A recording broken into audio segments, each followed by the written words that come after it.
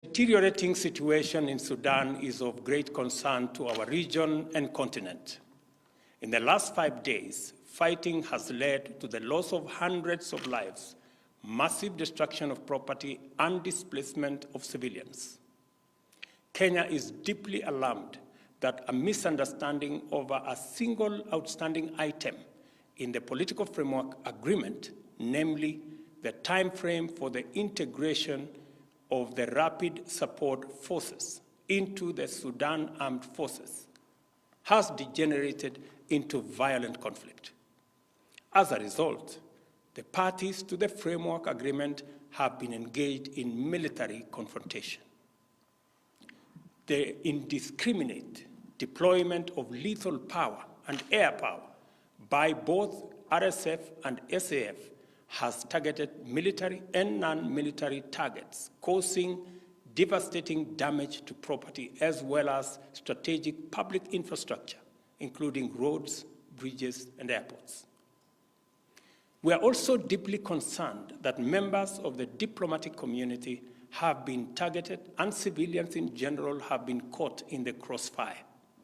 A pattern of systematic violation of established norms and principles of international humanitarian law is clearly emerging, and this situation is evolving into a threat to regional and international peace and security.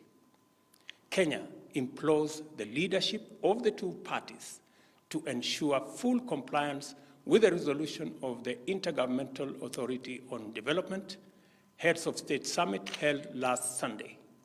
This includes an immediate cessation of hostilities, allowing unrestricted humanitarian access, and extending full cooperation to the IGAD Heads of State mission when it visits Khartoum.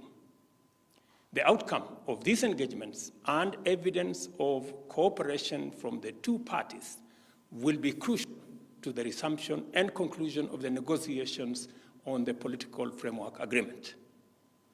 In urging this course of action, Kenya notes that disregard for the resolutions, coupled with the evidence of lack of commitment to ending the conflict, strongly indicates that attacks on diplomatic installations and personnel, as well as targeting of hospitals, hotels, and other vital public and social spaces are deliberate, systematic, and tantamount to atrocities against humanity.